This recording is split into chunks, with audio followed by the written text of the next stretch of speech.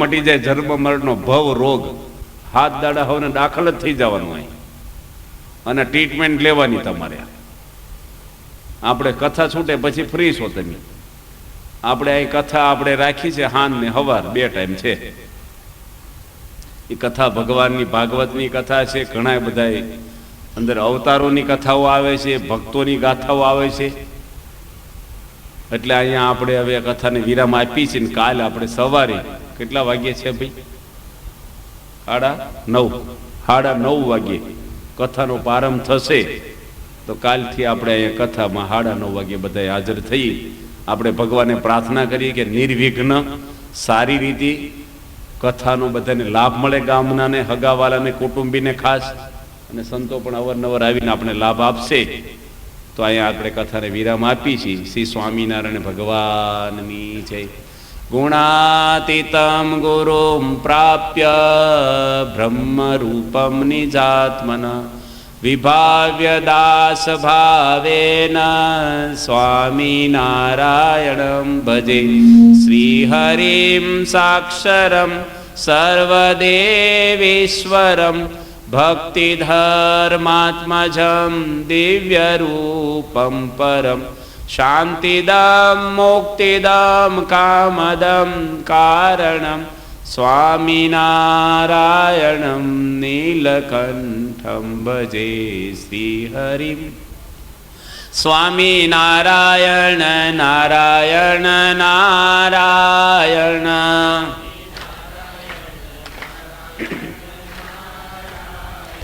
સ્વામિનારાયણ નારાયણ નારાયણ.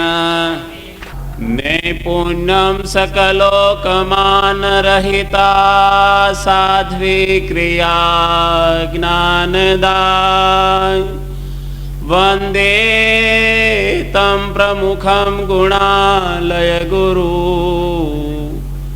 મોક્ષાય ભક્ત્યા સદા.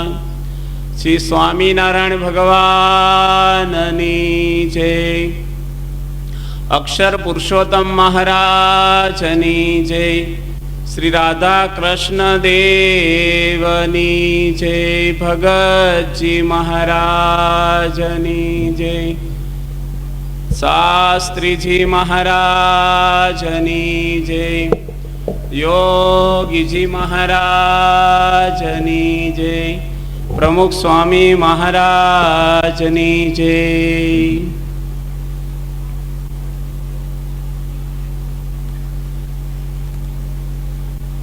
ગઈકાલે આપણે શ્રીમદ ભાગવતનો મહિમા ના અધ્યાયો માધ્યમના જાણ્યા હતા કે ભાગવતની કથા છે જે કળીકાળમાં આ માયામાંથી ઉગરવાનો એક જ આધાર છે.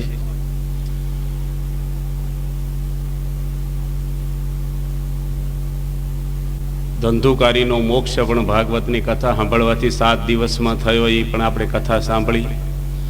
નારદજી પણ ભક્તિ જુવાન હતી અને એના દીકરા હતા, ગઢા હતા, જ્ઞાન ને વૈરાગ, એને પણ ભાગવતની કથાથી યુવાની આવી. ભક્તિનો ને ભાગવતનો ઘણો બધો મહિમા આપણે ગઈકાલે ભાગવતના માધ્યમમાં જાણ્યો છે. આજે પરીક્ષિત રાજાને સુખદેવજી પોતે કહે છે કે 3 પ્રકારના શ્રોતા અને વક્તા શાસ્ત્રમાં લખ્યા છે.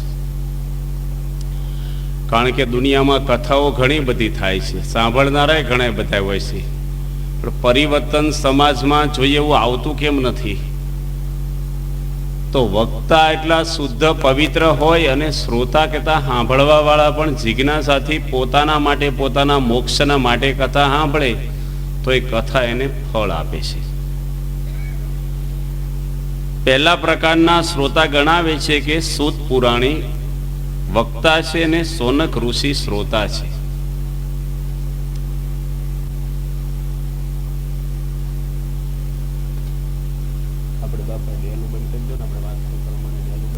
પુરાણી પોતે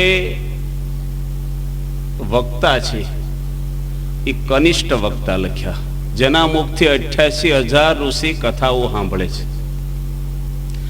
એને ભાગવતની અંદર કનિષ્ઠ વક્તા લખ્યા છે, અને શ્રોતા છે સૂત પુરાણી, ઓલા સોનક મુનિ, એને પણ કનિષ્ઠ શ્રોતા લખ્યા છે. એને જો કનિષ્ઠ લખ્યા હોય તો આપણે ક્યાં આવી? સાથે લખ્યા છે એ પણ બતાવ્યું છે કે સૂત પુરાણીના મનમાં થોડુંક માન હતું કે ઊંચા આસને બેસીને હું કથા સંભળાવું છું, હું હલકી જ્ઞાતિમાં પ્રગટ થયેલો છું, છતાંય હું ઊંચા આસને બેસું છું, ને આ બધા બ્રાહ્મણો ઋષિઓ છે એ મારથી જ્ઞાન એને મળે છે. આ એક થોડુંક માન આવ્યું એટલે એને કનિષ્ઠ શાસ્ત્રમાં લખ્યા. શ્રોતાઓ હતા સોનક ઋષિ, એને પણ એવું માન હતું બધા ઋષિઓને કે બ્રાહ્મણો છીએ, ઋષિઓ છીએ, થોડુંક એને જ્ઞાતિનું માન હતું, એને કનિષ્ઠ લખ્યા. બીજા પ્રકારના વક્તા નારદજી છે, અને સાંભળવા વાળા ભગવાન વેદ વ્યાસ છે, એને મધ્યમ લખ્યા. બીજા નંબરના નારદજીને અને વ્યાસની અંદર ખામી થોડીક એ બતાવી કે એની અંદર ભક્તિની થોડીક ઉણપ હતી, અને જ્ઞાન બેવને બહુ જ હતું, પણ વૈરાગની પણ થોડીક ક્ષમતા હતી. અને ત્રીજા નંબરના એટલે પહેલા નંબરના શ્રોતાને વક્તા સુખદેવજી શ્રોતા છે, પેલા વક્તા છે, અને પરીક્ષિત રાજા પોતે શ્રોતા કહેતા કથા સાંભળવા બેઠા છે. ભાગવતમાં લખે છે કે પરીક્ષિત રાજા કથા સાંભળવા બેઠા પછી પલોઠી જ ખોલી નથી, પાણી પણ નથી લીધું ને અન્ન પણ નથી લીધું 7 દિવસ સુધી, કારણ કે એને ભય દેખાતો હતો. 7 દિવસ એના ફિક્સ થઈ ગયા હતા. ફિક્સ તો આપણા પણ છે, પણ આપણને ખબર નથી એટલે આપણને ભય નથી કોઈ જાતનો. સૂત પુરાણી બ્રહ્માજીને પૂછે છે અમારે કથા કઈ જગ્યાએ બેસાડવી, કારણ કે કથા માટે પણ સ્થાન જોઈએ. મહાભારતની લડાઈ કરવા માટે પણ ભગવાને એને સ્થાન બતાવ્યું કે એવી જગ્યાએ તમે લડાઈ કરો કે મરે એ પણ સ્વર્ગગતિને પામે, અને જીતે એને તો રાજ મળવાનું છે. કુરુક્ષેત્ર ભગવાને બતાવ્યું. બ્રહ્માજી પોતે સુદર્શન ચક્ર પોતે મૂકે છે કે આ ચક્ર જ્યાં પડે ત્યાં તમે કથા બેસાડજો. એ કથા નિમિષારણ્ય ક્ષેત્રની અંદર ચક્ર પડ્યું અને ત્યાં કથાનો આરંભ કરે છે, કારણ કે સ્થાનનો પણ મહિમા હોય છે.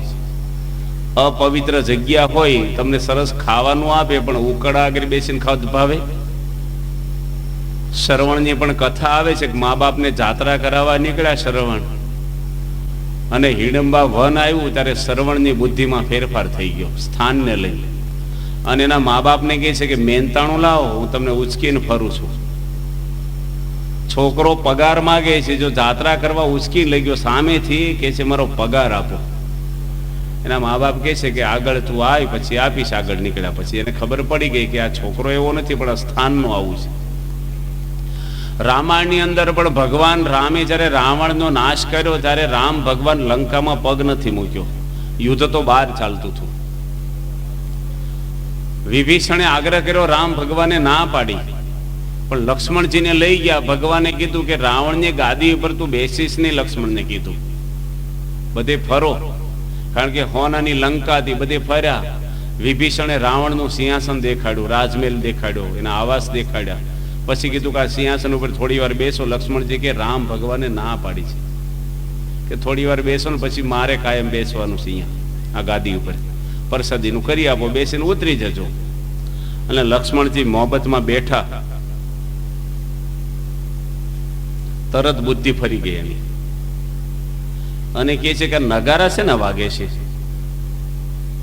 કે નગારા રામ ચીચા એના, કે રામ કોણ છે મારીને કાઢી મૂકો. કોણ બોલે છે? લક્ષ્મણજી બોલે છે. વિભીષણને ખબર પડી કે આને બુદ્ધિ રાવણની આવી ગઈ અંદર, કારણ કે રાવણ આખી જિંદગી આ સિંહાસન ઉપર બેસીને આવું જ બોલતો હતો. એટલે સ્થાનનો પણ મહિમા હોય છે. પવિત્ર સ્થાન હોય ત્યાં કથા આપણે સાંભળીએ. આપણે મંદિરમાં કેમ માળા ફેરવવા ભજન કરવા જઈએ છીએ? કારણ કે મંદિરમાં કોઈ અઘટિત વ્યવહાર નથી થતો, એટલે આપણું મન પણ તરત પવિત્ર થઈ જાય છે. પવિત્ર માણસ આગળ બેસી તો આપણી મનોભાવનાઓ બદલાઈ જાય છે. ત્યાર પછી વ્યાસ ભગવાન મહાભારતની અંદર થોડું ડોક્યું કરે છે કે પરીક્ષિતના પૂર્વજો કોણ હતા. ભાગવતની અંદર જ આ પહેલા સ્કંધમાં મહાભારતની થોડીક વાતો વ્યાસ ભગવાને લખી છે, કારણ કે મહાભારત લખનાર પણ ભગવાન વેદ વ્યાસ છે. અને ભાગવત લખનાર પણ ભગવાન વેદ વ્યાસ છે. કારણ કે એના પૂર્વજોની શુદ્ધિ પણ જોવી જોઈએ. આપણે કુળ તપાસી છીએ. એમ પરીક્ષિત રાજા કોણ છે, કયા કુળમાં જન્મ્યા છે, એનું ભાગવતના પહેલા સ્કંદમાં મહાભારતની ઘણી બધી વાતો કરી છે. કે શ્રી કૃષ્ણ ભગવાન એક વખત હસ્તિનાપુર જાય છે. ભગવાન જન્મ્યા છે 10મા સ્કંદમાં, પણ પહેલા સ્કંદમાં ભગવાન શ્રી કૃષ્ણના ચરિત્રો આવે છે. થોડાક આવા ચરિત્રો તો નથી આવતા, પણ એની કથાઓ આવે છે. અને દુર્યોધનને સમજાવવા ભગવાન જાય છે. શ્રી કૃષ્ણ ભગવાન પોતે કેટલા દયાળુ છે કે બહુ વાર કૃષ્ણ ભગવાન કગર્યા છે દુર્યોધનને. ભીષ્મ પિતાને પણ મનાવ્યા છે કે લડાઈ ન થાય તો સારું છે. અને હસ્તિનાપુર એટલે આજનું આપણે દિલ્હી ગણાય. દ્વારકાથી ભગવાન શ્રી કૃષ્ણ ત્યાં ઠેઠ જાય છે. પેલા તો વાહન નહોતા, રસ લઈને જાય છે ભગવાન. અને ભગવાન દુર્યોધનને ત્યાં બધી બેઠક કરે છે. ભીષ્મ પિતા, દ્રોણાચાર્ય, કૃપાચાર્ય બધાને બોલાવે છે. 100 કૌરવો હાજર છે. અને છેલ્લી બેઠક છે. ભગવાન કહે છે કે આ લડાઈ થાય એમાં હું સારું કઈ જોતો નથી, બેય પક્ષે. દુર્યોધનને કહે છે કે તું એક કામ કર, તું ખાલી પાંડવોને 5 ગામ આપી દે, એક ભાઈઓને એક ગામ. કારણ કે રાજગાદી ઉપર તો પાંડુ રાજા બેઠા હતા.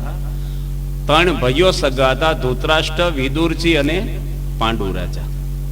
પાંડુ રાજાના પુત્ર કોણ થયા છે? પાંડવો. એટલે ગાદીના અધિકારી ખરી રીતે કહીએ તો મોટા ભાઈ પાંડુ હતા ને એના જ દીકરા ગાદી ઉપર આવે, છતાંય તું રાજ પછાવી પાડ્યું છે.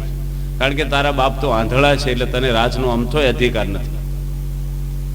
પણ દુર્યોધન કહે છે કે પાંડવોને હોય જેટલી જગ્યા હું આપવા તૈયાર નથી, અને રાજ લેવું હોય, ગામ લેવા હોય, જગ્યા લેવી હોય તો મારી જોડે યુદ્ધ કરે. ભીષ્મ પિતા બેઠા છે, જાણે છે કે કૃષ્ણ ભગવાન ન્યાય કર્યો એ બરાબર કર્યો છે. અને એ તો ધર્મવાળા હતા. શ્રી કૃષ્ણ ભગવાનને ભગવાન જાણવા વાળા હતા, ભક્ત હતા ભગવાનના, જબરજસ્ત જ્ઞાની હતા, બ્રહ્મચર્ય નિષ્ઠ હતા. પણ ભીષ્મ પિતા પોતે કંઈ બોલતા નથી. કારણ શું છે કે એના પેટમાં દુર્યોધનનું અનાજ પડ્યું હતું. રાજાના અંદર દબાઈ ગયેલા હતા. કૃષ્ણ ભગવાન પોતે પછી ઊભા થઈ જાય છે. બહુ સમજાવ્યા. દુર્યોધન કે અમારા કાકા દાદાના ભાઈઓમાં ઝઘડામાં તમારે પડવાની જરૂર નથી કે છે. અને જમી લો હવે, આ વાત તો બનવાની નથી. કૃષ્ણ ભગવાન કે તારું અંત તો મને ખપે નહીં. 32 જાતના પકવાનો બનાવ્યા હતા દુર્યોધને આ મીટિંગમાં. રાજા હતો પોતે. શ્રી કૃષ્ણ ભૂખ્યા હતા આગલા દાડાના. ભગવાન કે આ દુર્યોધનનું અનાજ આ ભીષ્મ અને દ્રોણાચાર્યએ ખાધું છે તો એની બુદ્ધિ ભ્રષ્ટ થઈ છે, હું ખાવ તો મારી બુદ્ધિ બગડે. અને શ્રી કૃષ્ણ ભગવાન ત્યાંથી ચાલ્યા જાય છે. અને બાજુમાં વિદુરજી દુર્યોધનના કાકા છે, એની ઝૂંપડીએ જાય છે. દુર્યોધનની પત્ની પારસ્વતી હતી. એની કઈ રાખેલું વિદુરજીની પત્ની કે કૃષ્ણ ભગવાન આવ્યા છે ને તમે એને બોલાવો. કે કૃષ્ણને બોલાવે નહીં. અત્યારે બધું વાતાવરણ કેવું છે? ગરમ છે, લડાઈનું કામ ઘણું બધું લઈને આવ્યા હોય. અત્યારે પધરામણીનો સમય નથી. અને ભગવાનનું આ ઘર છે ને, આવું હશે તો વગર આમંત્રણે આવશે. અને એવું ભજન કરતા હતા, ભગવાનને મનમાં રાખી. અને કૃષ્ણ ભગવાન વિદુરજીના મેવા ઠોકરે મારી અને વિદુરની ઝાંપલી ખખડાવી. ભક્તિ તો એવી કરવી જોઈએ ભગવાન આપણો ઝાંપો ખખડાવે. આપણે ભગવાનને સોદા નો કરવા જોઈએ, કેમ નો આવે અમારે, કેમ આમ નો થાય. સબરીબાઈ રામને શોધવા નથી કે, પણ રામે સબરીની ઝૂંપડી શોધી કાઢી સામેથી. વિદુરજી ખુશ થઈ ગયા. કોણ આવ્યા? કે જેનું ભજન કરે છે જ આવ્યા. ખોલ. અને એકદમ આમ ગાંડા ખેલા થઈ ગયા બેઉ માણસ. એની પત્ની તો સ્નાન કરતી હતી ને એકદમ અડધા વસ્ત્રે આવી ગઈ બહાર. ઓહો, કૃષ્ણ આવ્યા. વિદુરજી કે સતી કપડા તો પહેરો, તમે શરીર તો જુઓ. એને ખબર જ નહોતી, ભાન ન રહ્યું દેહનું. અને મેવા મીઠાઈ કંઈક બનાવી. કૃષ્ણ ભગવાન કે કાંઈ જરૂર નથી, મને અત્યારે ભૂખ લાગી છે. કાંઈ છે કે કાંઈ નથી. કે ભગવાન જાતે એના રસોડામાં જઈને ચૂલા ઉપરનું તપેલું ખોલ્યું અને તાંદળિયાની ભાજી બનાવી હતી. ભગવાન લઈને જમવા મળ્યા સીધા તપેલીમાંથી ડાયરેક્ટ. એની ઘરવાળી હતી પારસ્વતી કેળા લાવી અને કેળાની સાલ ભગવાન કૃષ્ણને આપે અને કેળું બાજુ નાખી દે. એને ખબર નહોતી કે હું ખવડાવું છું. એટલા ભાવ વિભોળ થઈ ગયેલા. માણસને બહુ આનંદ થાય ને તારે યાદ ન રહે કે બહુ ટેન્શન થાય ને ત્યારે બધું ભૂલવા મળે. વિદુરજીને આનંદ થઈ ગયો. ભગવાન વિદુરજીને જ્યાં જમીને પછી પોતે નીકળી જાય છે. આ બાજુ દુર્યોધને ને ભીમની લડાઈ હતી ને ભીમે જાંગ ઉપર ગદા મારી દુર્યોધનની સાથળ તોડી નાખી. ત્યારે અસ્વસ્થામાને એટલું બધું લાગી આવે છે, કારણ કે એના પક્ષે હતો. અસ્વસ્થામાં હતો દ્રોણાચાર્યનો દીકરો બ્રાહ્મણ હતો. પાંડવોના 5 દીકરાને મારી નાખે છે. આ પરીક્ષિત કોણ હતો ને એની કથા ભાગવતમાં એટલે લખી છે કે પાંડવોનો વંશ રહેવા નથી દેવો. પહેલાના જમાનામાં માણસ દગો કરીને મારે ને એવું આવતું નહીં. અને આ અસ્વસ્થામાં સૂતા 5 પાંડવો હતા. પેલા પાંડવોના પુત્ર 5 દીકરાના માથા કાપી નાખ્યા. કોઈ જોઈ ન શકે એ રીતે અંધારામાં પહોંચી ગયો. કેટલું બધું અધમ કાર્ય. આ બ્રાહ્મણ છે. મહાભારતમાં એવું કે છે કે પાંડવો ને કૌરવો સાંજે ભેગા બેસતા લડાઈ પતે પછી. દિવસે લડે ને રાત્રે ભેગા બેસે. અત્યારે કોકને આમ ચામાં પીવડાવી દે, શરબતમાં પડી ગઈ, દગો કરી, બધું ખબર જ ન પડે. પણ પહેલાના જમાનામાં યુદ્ધ થતા ને ધર્મ યુદ્ધ થતા, ધર્મની રીતે લડતા, ન્યાયની રીતે લડતા. ત્યાર પછી તો પાંડવોની સાવણીમાં હાહાકાર થઈ ગયો. મારવા હતા પાંડવોને અને મરી ગયાના 5 દીકરાઓ. કુંતાજી એટલી બધી રુદન કરે છે હૈયા ફાટ, અને અર્જુન જોઈ જાય છે કે દ્રૌપદીજી કે એટલું બધું કેમ રડે છે કે 5 દીકરાને મારી નાખ્યા. લાગી આવે ને માણસને. અર્જુન એ વખતે પ્રતિજ્ઞા કરે કે જેની દીકરાને માર્યા છે ને એનું શિરછેદ કહેતા એનું માથું નહીં કાપું, અને તારા પગ આગળ એનું માથું મૂકીને એની ઉપર પાટલો મૂકીને તને સ્નાન કરાવીશું, નકર મારી નરકમાં ગતિ થાય. આ અર્જુને પ્રતિજ્ઞા લીધી. અને અર્જુન પોતે જાય છે અસ્વસ્થામાને પકડવા. બ્રહ્માસ્ત્ર છોડે છે, પણ કૃષ્ણ ભગવાન એની સહાય કરીને એને પકડીને લાવે છે, બાંધીને. દ્રૌપદીજી જોઈ ગયા. દ્રૌપદી એને જોઈને રડી પડ્યા. મુચ્છતામ મુચ્છતામ બ્રાહ્મણો ગુરુ. બ્રાહ્મણ છે આપણા ગુરુ કહેવાય. મુચ્છતામ કહેતા એને છોડી દે કે છે. કોને કે છે? અર્જુનને. કેટલો વિવેક છે દ્રૌપદી, કેટલું એનું કરુણા છે ને હૃદયમાં, કે પોતાના 5 દીકરાને મારી નાખ્યા છે છતાં શું કે છે? છોડી દે આને. કે મને મારા દીકરા વાલા હતા ને એવું જ એને પણ એનો એકનો એક દીકરો છે ને માને વાલો હશે. ગમે તેવો હોય પણ એની માને તો વાલો હોય ને. ભીમ કે તું છોડીશ નહીં આને, હવે આને પતાવી જ દે છે. કૃષ્ણ ભગવાન કે છે કે શાસ્ત્રમાં મારી 2 આજ્ઞા છે. ભગવાન હયાત ઉભા છે ત્યાં. બ્રાહ્મણને મારવો જોઈએ ને નોય મારવો જોઈએ.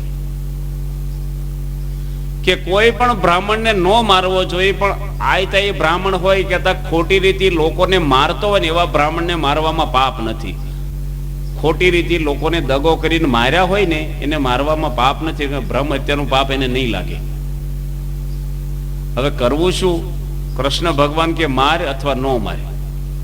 ભીમ કે મારી નાખ. દ્રૌપદીજી કે મારીશ નહીં. અર્જુન દીધામાં પડે છે. ભગવાન કે છે કે એની ચોટલી કાપી નાખતું.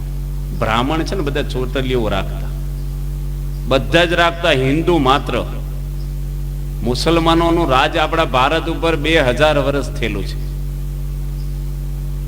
800 વર્ષ સુધી તો હમણે થોડા વર્ષો પહેલા જ રાજ થયેલું છે. અકબરે વધારે સારું રાજ કર્યું. પણ મુસલમાનોએ ભારત ઉપર બહુ, એક હાથમાં કુરાન ને એક હાથમાં તરવાલ રાખતા. મરો કે થાવ મુસલમાન. પણ ચોટલી ઉપરથી ઓળખતા કે હિન્દુ છે. મરી જાય પણ ચોટલી નહોતા કાપતા. અત્યારે તો બધાને ફ્લેટ થઈ ગયા માથા, કોઈને ચોટલી જેવું જ નથી રહ્યું. હિન્દુને ચોટલી હોય, બ્રાહ્મણને ખાસ રાખે. અને દેહ છે ને એને દેવાલયની ઉપમા આપ્યું છે. દેહો દેવાલય એટલે શરીર છે એક મંદિર છે આપણું, જેની અંદર ભગવાન બિરાજમાન છે.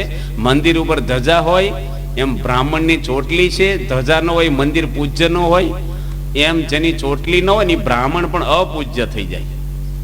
એટલે અર્જુનને કહે છે તું એની ચોટલી કાપી નાખ. એટલે અસ્વસ્થામાં એટલું બધું લાગી આવ્યું છે, હળાહળ અપમાન એકદમ એના મનમાં બરાબર ફરીને વેર બંધાણું. ચોટલી કાપીને એને કાઢી મૂક્યો એટલે નિતેશ થઈ ગયો હોય પોતે.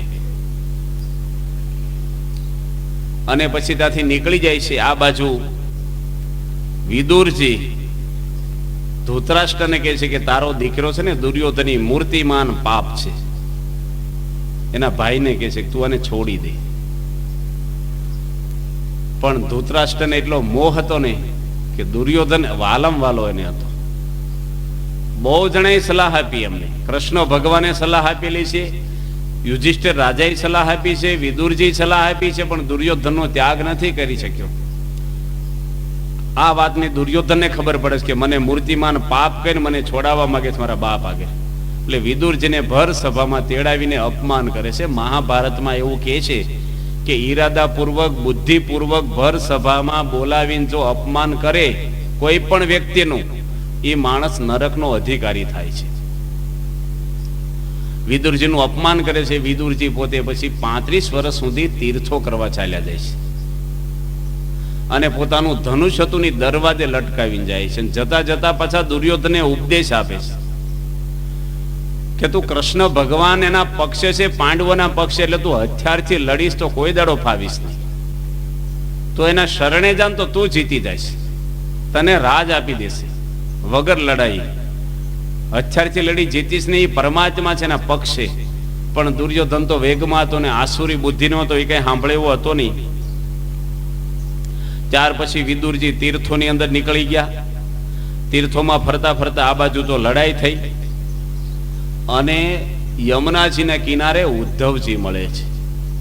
દ્વારકામાં ખબર પડી, દ્વારકામાં સોરી હરદ્વારમાં ખબર પડી વિદુરજીને કે મહાભારતની લડાઈ ચાલુ થઈ ગઈ છે.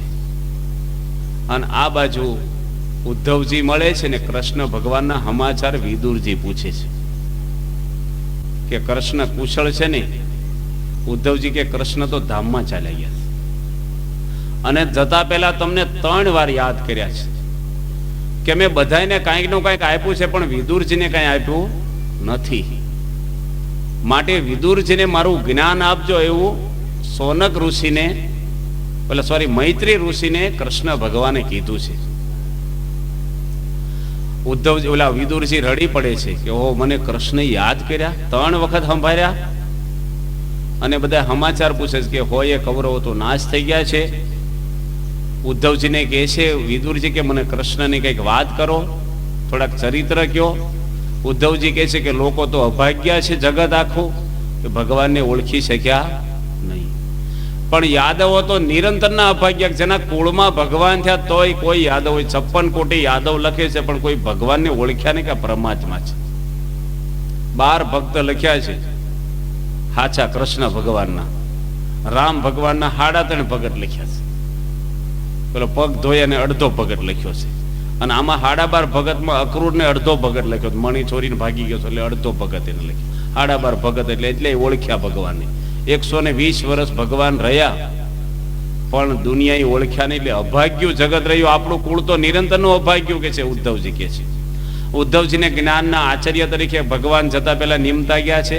ઉદ્ધવને કહે છે હે ઉદ્ધવ, તું મારથી અણુ માત્ર પણ ન્યૂન્ય નથી, મારો સમ તું છો. અને એની પાદુકા છેલ્લે આપે છે. વિદુરજી પોતે મૈત્રી ઋષિના આશ્રમમાં, મૈત્રી પોતે ગંગાજીના કિનારે વશિષ્ઠ મુનિના આશ્રમમાં રહેતા હતા, માંડવ્ય ઋષિના આશ્રમમાં.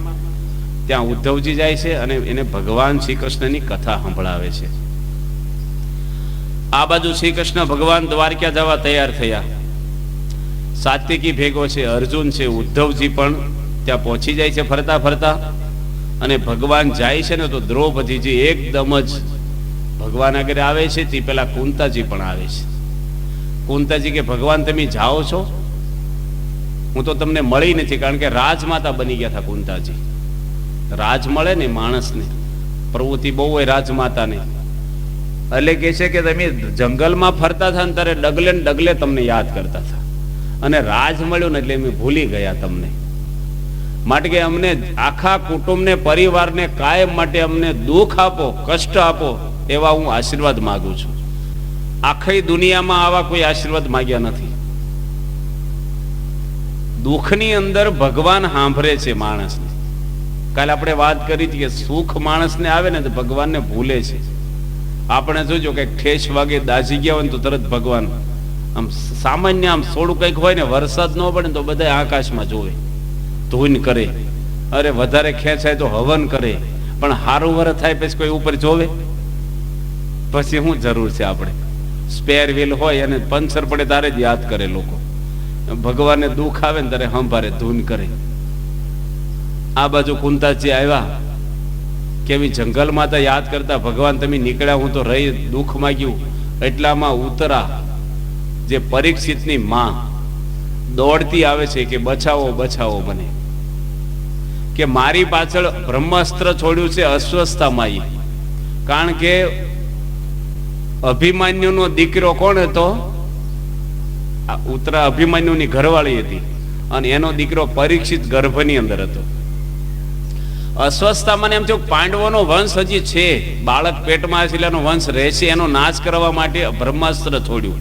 પેલા બધા આવા જ અસ્ત્રો હતા, અત્યારે બધા બોમ્બ ને મિસાઇલો ને પેલા આ બધા વાપરતા લોકો. અને 5 ધગધગતા બાણ આવ્યા, 5 પાંડવોને નાશ કરવા માટે, આમ અગ્નિ વર્ષે એવા. અને એકદમ દ્રૌપદીને ઉત્તરા દોડ્યા. ભગવાન રથમાં બેસી ગયા છે કે ભગવાન ઉભા રહ્યો, અમને રક્ષા કરો. શ્રી કૃષ્ણ ભગવાને સુદર્શન ચક્રથી 5 બાણો પાડી દીધા અને ગર્ભનો તો નાશ થઈ ગયો હતો બાળકનો, પણ ભગવાને સજીવન કરી અને એની રક્ષા બાંધી દીધી. અંગૂઠા જવડું રૂપ કૃષ્ણ ભગવાને ધારણ કરી, હાથમાં ગદા લઈને ઉત્તરાના પેટમાં ભગવાન પોતે રહ્યા રક્ષામાં. કારણ કે પાંડવોનો વંશ એમને રાખવો હતો. ત્યાર પછી શ્રી કૃષ્ણ ભગવાન પોતે આ બાજુ ચાલ્યા જાય છે દ્વારકા.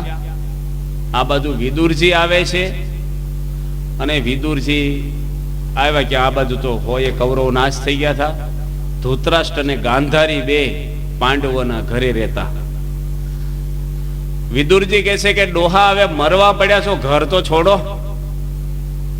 કે તમારા હોય 100 દીકરાઓને જેની મારી નાખ્યા છે એના ઘરે રહેતા તમને શરમ નથી આવતી? અને પાંડવો તો રોજ તમને લાડુ જમાડે છે. તમારા દીકરા હોય તો પાંડવોને ઝેરના લાડુ આપ્યા હતા અને આ તમને ખાંડના લાડુ ખવડાવે છે. વિદુરજી પોતે કહે છે એટલે ઉદ્ધવ ઓલા ધૃતરાષ્ટ્ર ઘર છોડીને ચાલ્યા જાય છે. આ બાજુ યુધિષ્ઠિરને ચિંતા થઈ કે મારા કાકા ક્યાં જતા રહ્યા? જો એટલા હેરાન કર્યા ને તો પ્રેમથી રાખતા હતા. સજ્જન માણસ એનો ગુણ ના મૂકે. બહુ શોક કરવા મળ્યા કે અમે એને હાંચવા નહીં હોય, ક્યાં જતા રહ્યા? એટલામાં નારદજી આવે છે કે તમે શોક ન કરો, તમારા કાકાને વિદુરજી લઈ ગયા છે અને 5 દાડામાં તીર્થોમાં એ પણ ધામમાં જતા રહેશે. અને પાંડવોને કહે છે કે તમારો સમય પણ હવે નજીક આવી ગયો છે. ફક્ત 6 મહિના તમારી આવડતા રહી છે 5 ભાઈઓની. એટલે 3 યશ્વમેઘ યજ્ઞ કરે છે મૃત રાજાના દ્રવ્યમાંથી. યુધિષ્ઠિર રાજા એક તો શોક નિવારણ માટે યજ્ઞ કરે છે. લડાઈમાં એને શોક બહુ થયો હતો. નરોવા કુંજરવા બોલ્યા ને એમાંથી એને શોક થયો હતો. એને જો મારું કલ્યાણ જ નહીં થાય. શ્રી કૃષ્ણ ભગવાનને બહુ એને કીધું કે મારો મોક્ષ થશે જ નહીં, કારણ કે હું જૂઠું બોલ્યો છું. આપણને કોઈ જે ખંચકાય થયો, ધર્મનો અવતાર એને કહેવાય. અને આપણી અંદર ધર્મ હોય ને તો આ ગુણ આપણામાં આવ્યા. ધર્મ છે એ અધર નથી રહેતો. ધર્મ જેમ સુગંધ ફૂલમાં રહે, રૂપ વ્યક્તિમાં રહે, ગળપણ ગોળમાં રહે, એમ માણસની અંદર ધર્મ રહેશે. ધર્મ કોઈ ચીજ નથી કે આપવા લેવાની વસ્તુ કે વાતો કરવાની કે દેખાડવાની. એ તમારા ખેતરમાં ધર્મ આવે, વ્યવહારમાં આવે, ઘરમાં આવે, ખાવામાં, બોલવામાં, જોવામાં, આપણા હૃદયમાં ધર્મ હોય.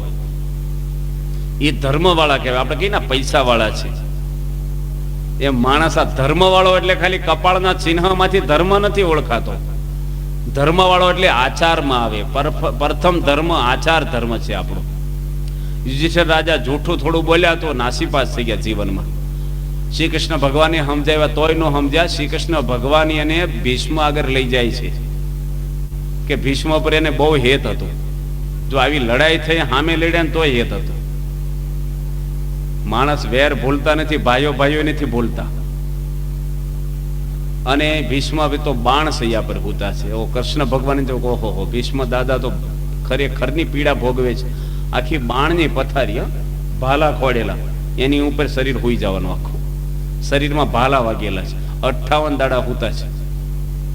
શ્રી કૃષ્ણ ભગવાન ત્યાં જાય છે અને કહે છે કે ભીષ્મ દાદા, આ યુધિષ્ઠિરને શોક બહુ થાય છે, તો તમે કંઈક વાત કરો. એ વાત હમણે રવા દો, મારી વાત તમે સાંભળો. કે હું તમને પ્રશ્ન પૂછું તો મેં જીવનમાં કોઈ પાપ કર્યું નથી. કોને કે છે આ? मन की जाने तन की जाने जाने चीज की चोरी इसके आगे क्या છુપાવું जिसमें हाथ में दोरी. જે મનનું જાણે છે પરમાત્મા એને કહે છે કે મેં પાપ કર્યું નથી. આપણે મનુષ્યને કહીએ કે ભગવાનને કહીએ કે મેં પાપ નથી કર્યું. દર્શન કરી ત્યારે ભગવાન આગળ આપણા પાપ આપણે મનમાં વ્યક્ત કરીએ છીએ. ભીષ્મ કહે છે કે મેં કોઈ પાપ નથી કર્યું. કૃષ્ણ ભગવાન કે દાદા તમે પાપ કર્યું નથી પણ જોયું તો છે ને. મહાન પુરુષો પાપ જોઈ રહે ને એ પાપના ભાગીદારી થાય છે. દ્રૌપદીજીના દુશાસને વસ્ત્ર ખેંચ્યા ત્યારે તમે હયાત બેઠા હતા. દ્રૌપદીજી 5 પાંડવોને કહે છે મારી રક્ષા કરો, તમે મારા વસ્ત્ર ખેંચે છે. 5000 વર્ષ પહેલા એક સતીને નગ્ન કરે છે. ભર સભામાં કેવો અધમ કાર્ય કહેવાય. દુશાસનની બાહોમાં 1000 હાથીની તાકાત હતી એવું કે છે. પેલા બહુ તાકાત. ભીમની ગદા 100 મણની લખી છે. તો કેવી ભાષા લખી હોય કે આપણે જાણતા નથી. રાણા પ્રતાપનો ભાલો 5 મણનો હજી છે કે છે. એટલે માણસોમાં પેલા બહુ તાકાતો હતી. ખોરાક એવા હતા, આમ બધું વ્યવસ્થિત હતું. અત્યારે માણસ બધા તકલાદી થઈ ગયા થાવ. આમ બધું ચોખ્ખો ખોરાક એવા થઈ ગયા ભેળસેળિયા બધા. છોકરા જન્મીને તે ગાંઠિયા બિસ્કિટ મેંદાના લોટનું બધું ખવડાવે. પેલા કડવા ઔષધ પાતા. હાલવાનું હતું, વાહનો થઈ ગયા આપણે.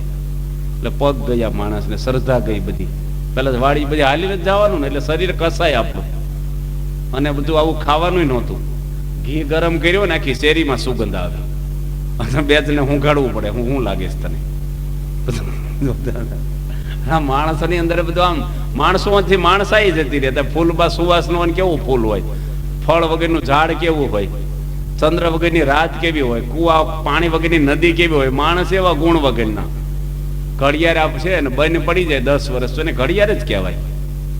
એ માણસોમાં ગુણ ન હોય તો કહેવાય માણસ. કારણ કે ગાંડો હોય તો શું કે ગાંડો માણસ, પણ મૂળ માણસ, આકાર માણસનો છે. એટલે દુર્યોધન નામનો માણસ હતો ખાલી. અને દ્રૌપદીજી ભીષ્મ પિતાને કહે છે કે દાદા મારી રક્ષા કરો તમે. ભીષ્મ પિતા કહે છે કે હું